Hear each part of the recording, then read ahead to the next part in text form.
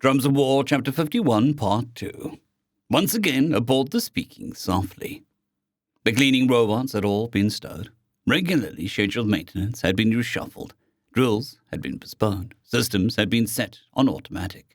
And every last cube thousandth inch of usable space had been made available by sending out the whole of the Big Stick Attack Group to sit in a parking orbit around the nearby gas giant. A full corps of RNI troopers, every last lost point, the Fighting Pixies, and a goodly portion of the officer and enlisted naval ratings from both Third Fleet and the SSRRG were crammed into that made available space. Technically, they could have fit every last serviceman aboard, including the Army and SAR Corps aboard, but they'd have to stack them, and that might have ever so slightly damaged the dignity of the moment. Technically, some of the parts of the ship weren't utilized in this way at all. The RNI barracks, officers' quarters, enlisted quarters, guest quarters, the galleys, the engine rooms, the corridors. And corridors were not fit to purpose. So really, they might be able to get some of the SAR Corps aboard in some of the available standing room. Again, it would have not matched the dignity of the moment. Men and women clad in the absolute shiningly reflective dress whites of the Navy, and the patches of night sky made manifest dress blacks of the RNI clogged the corridors anyway, as they slowly made their ways to the various places where their formations would muster for the ceremony. They'd redo the entire ceremony in a few places, with more room and more pageantry, of course.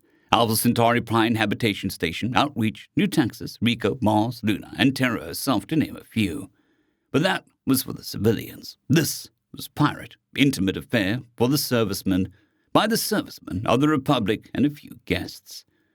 The simple fact of the matter was that there were so many individuals of so many ranks to receive honors that they themselves had to form up into an ad hoc formation in one of the large bays actually intended for ceremonial use, while everybody else had to content themselves with the fact that at least they weren't being saddled with medals for doing nothing more than their jobs in unlucky circumstances. Not yet, anyways. Some of the grateful men and women forming up with their comrades knew that their actions were under review for commendation, and they'd had the dubious honor of adding valor amongst the ribbons of qualifications and achievements of their ribbon blocks in the future. None of them felt the weight of the moment more keenly than the George family. Fame and honor had been foisted upon their name since the day Ignitia burned, but even still, they stood unbowed under the tremendous weight. Major General Eric George was in his dress blacks. His ribbon block carried only his qualifications and training achievements, and beneath that was every medal he had ever been obliged to receive, and wore the golden laurel of the Order of Soul in his head. He rarely ever wore the actual laurel, and he had his reasons. If anybody asked, he'd say there's something about the men who actually deserved the honor never making it out of that asteroid. But the truth was that he was a humble man, an almost genetic trait in his family. Still, he was amongst the formation of men due to receive further honors and accolades, and thankfully was not the master of ceremonies. That responsibility thankfully fell to another. He was content to have formed up in the same block of glittering black as his 3 surviving sons. Paradoxical as it was, since most military men considered medals and accolades to be primarily for civilians' benefit, the old man knew that the men needed to let each other know that their courage and valor at arms was noticed. He just disagreed that he deserved to get such recognition.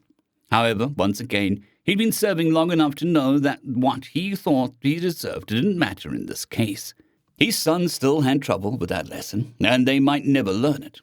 In the moments when he was most honest with himself, he hoped that they'd find life after service before they gained that particular pearl of wisdom. In less honest moments, he looked forward to when his Johnny would take over his command of the Lost Boys. There was no real reason his son had to take over command. They were descendants of the other 4 founders around, but pride was a strange thing.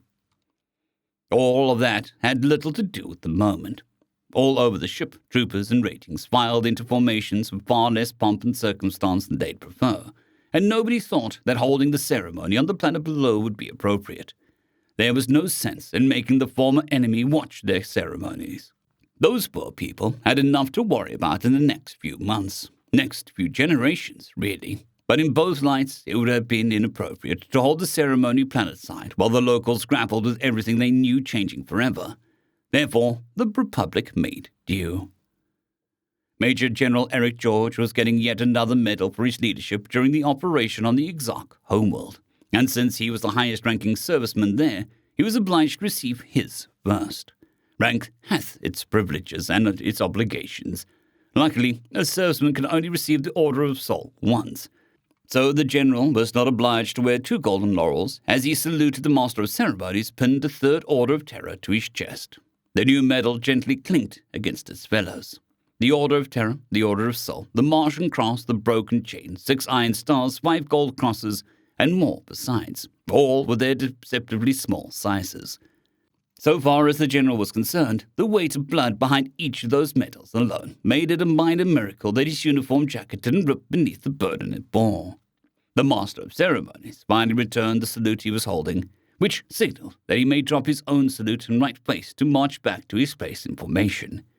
Now all he had to do was ignore the new weight dragging at his heart and watch. Elsewhere in the formation, Captain John George watched his father receive recognition for his long and valiant service. He knew his father, and he knew that they had a similar view on medals. They weren't for the men receiving them, not really. They were for everyone else, for those who didn't make it out of those fires of war alive without doing anything but being among the victorious dead, for those who were enabled to do their jobs by a critical choice made in a critical moment, for those behind the front line who needed to know that those under fire were honored for their courage, and for the families and civilians back home who needed to be able to say that the Republic cared about valor. The man who received the medal, on the other hand, was picking up another duty. Captain George still couldn't stop the swell of pride he felt when he watched his father receive that duty amongst that which he already bore. He had big boots to fill, and he didn't mind that they'd just gotten bigger. Then he was obliged to wait his turn. He didn't have very long to wait. A couple of lieutenant colonels, 3 majors, and 4 other captains were ahead of him. He knew their deeds on the planet below. He knew they were well and truly deserved to be recognized. But in his view, more alcohol and less responsibility would have been his call. But nobody asked him. Well, that wasn't true. He personally recommended a dozen of the men in the formation, but that was beside the point. It was his responsibility to identify such men. And when the Republic offers a duty you can carry out, you don't refuse her. With precise marching steps, he made his way to the master of ceremonies and his staff, came to attention and saluted. His citation for conspicuous valor was read off, but it was just noise in his ears. He had no idea what he'd done to be saddled with another medal, and he didn't particularly care.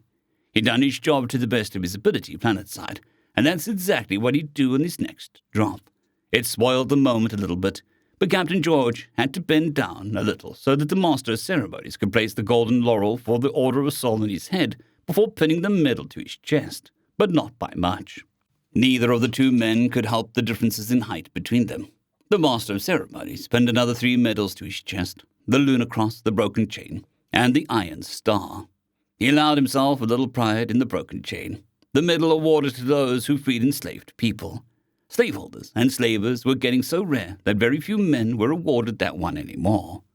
The master of ceremonies returned his salute. He dropped his, and he marched back to his place in the formation. Now all he had to do was try to ignore the tiny indentations in the inside of the laurel resting on his crimson hair, put there to remind him that honor comes at a price. Sergeant Linus George had watched his father and brother receive their honors, with the dignity and bearing befitting officers of the Republican Naval Infantry, and he patiently awaited when he too would pick up weight to carry it for the rest of his days. He had his suspicions that there might be PR reasons behind at least one of the medals he was obliged to receive on that day. It didn't matter why. It was part of the job, a part of the service. He knew about this particular danger long before he ever thought about enlisting. When the time came, he marched up the aisle to the center of the formation and came to a stop before the master of ceremonies. He snapped a crisp salute, and, like his brothers, he had accommodated the height disparity to also receive the laurel of the Order of Sol. The Senate and Vox Populi had both to vote in favor of any recipient of this particular honor. Sergeant George hoped that he could live up to it, as its medal was pinned to his chest.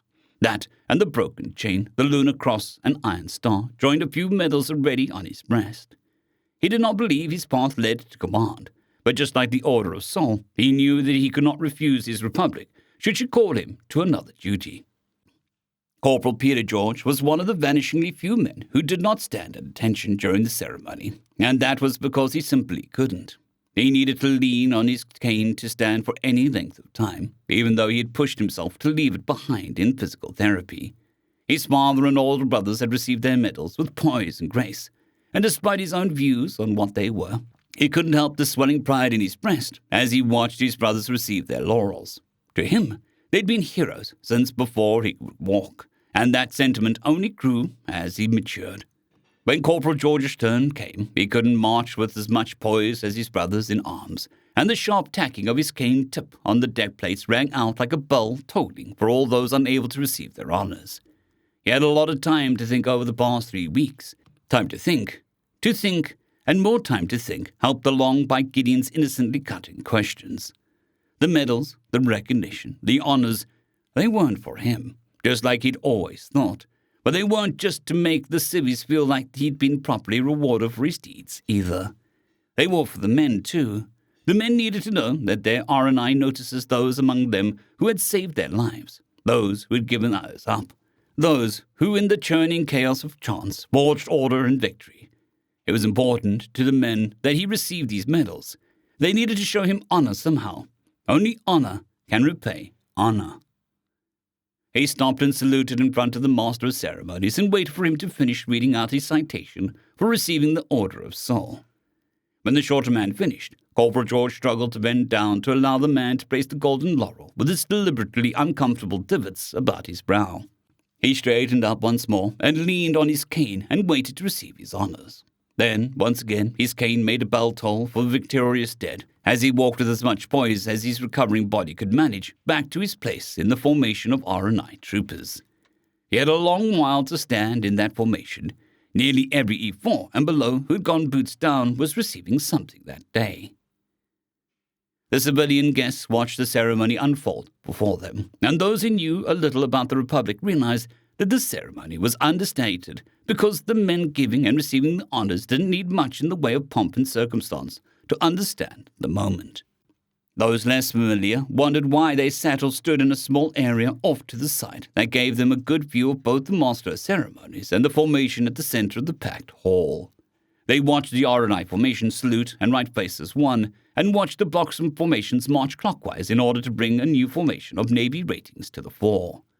And the master of ceremonies was replaced by a Navy one in dress whites. Then it began again. One by one, the men and women of the Navy received their medals. Some received yet another, while others bore their very first below young faces with 2 old eyes. Once again, the formation at the center of the ceremony saluted, and right-faced before the formations marched like clockwork until the smaller formation from the army in dress grays stood at the center. Then once again, more of the formations marched, and the comparatively tiny cadre of men and women wearing crisp white dress uniforms with sanguine crosses on their shoulders of their jackets that almost burned with the radiance stood and waited their honors and rewards. The SAR Corps, every last man and woman from the other branches, had good reason to love and honor these grimly determined men and women who did their work even though they were too few. Always too few, and overlooked by nearly all except the Republic's armed services. They were not overlooked today. Major General Eric George himself had insisted upon the attendance at the ceremony, even if only those receiving the highest honors could be cajoled into participation. Very few of the gathered guests properly understood all of that. However, they all felt something as the hours marched on, a steady realization that they were being included in something private and intimate, that they had been invited to share in a long, cherished family tradition. Captain Lena Chen didn't care whether she was weeping. In chairs behind her, her crew held hands or embraced each other as the final honors came inexorably closer. The last of the SAR Corps received her medals, and the whole order of formations changed. A chief petty officer marched up to the knot of civilians, snapped off a salute, and murmured, "If the ladies and gentlemen would please follow me, it is time for your part of the ceremony." Then he led the way to the place where each of the masters of ceremony had stood and told them, "If you would please stand here. Those of you here as a group, please have your representative stand at the front." Captain Lena Chen found herself standing beside the infamous Bugsy Malone. She smirked at him, he glared at her. Well, if he'd just been a guild merchant like her, he'd have never been a hero. The incongruity of her criticism of him and her presence where would never entered her mind. On her other side, one of the SAR corpsmen stood alone, and a Star Sailor boy towered over them all. Captain Nina Chen hardly wondered if he was a survivor of the Among the Star Tides We Sing. Then the ceremony began. A company of R&I troopers from the Lost Boys marched in silently and had in their hands ancient bolt-action rifles with polished wooden stocks, and they were joined further by the shipboard trooper counterparts. A company of fighting pixies and a company-sized formation of Navy drill team, and finally the vengeful vanguard. They moved in perfect silence and precision as they marched in crisscrossing lines. Dots of burnished white in the black of R&I troopers stood out like stars in the night sky. And the only sound made was their boots on deck and the clapping of old guns onto white-gloved palms. They never looked to one side or another, and yet reached behind themselves or to one side to catch or toss a rifle to one of their fellows as their complex march unfolded before them. Captain Lina Chen realized that this was a small sliver of the pageantry of ceremonies to come, but this somehow felt heartfelt and intimate. The Lost Boys somehow came together and unfurled a tattered and singed banner. At its center was an orange circle, which Captain Lina Chen had always thought was a star. But the patches of the green in the circle cast doubt on the old name. The two-star banner, the yellow star in the windward part of corner, almost shone in the hall. Then a dozen of them tossed their rifles behind themselves, to be caught and held aloft in the left hands of their fellows as they ceremonially folded the flag. A pair peeled off the flag, folded in half, and then 4 more when it was folded into a narrow strip. And the man at its end began to tenderly fold the flag into a triangular shape. A pair of men would retrieve the rifles and return to formation until the flag was folded in the hands of the man at the end of the flag. The folder saluted him, took the flag in both hands, and marched up to the Star Sailor boy. Captain Lina Chen watched as the boy struggled to hold back tears and snapped up a trembling salute as he received the banner in his lower hands with tender reverence. Her eyes went wide. Was that the banner? Her head spun with a steady realization of just how deeply she was being honored. She struggled to keep her feet as the Lost Boys did it again, and presented a crisp new banner to the woman in the sark or dress uniform, and she too fought back tears as she received the banner. Then it was the Navy men who unfurled the banner, which, much like the Lost Boys' banner, had a burning world in its center and a star in the upper windward corner. But this had an outline of a Republican destroyer superimposed over a burning world. It must have been raining in that hall aboard the supercarrier, speaking softly, because how else could the drops of water have gotten onto the folded banner? Watching Bugsy receive his banner from the vengeful vanguard, which was a field of red with an outline of the broken form of the Among the Star Tides We Sing at its center, Captain Lina Chen stopped herself from laughing at Bugsy's eyes popping out of his head, since she couldn't trust the laugh did not turn into sobbing. End of chapter.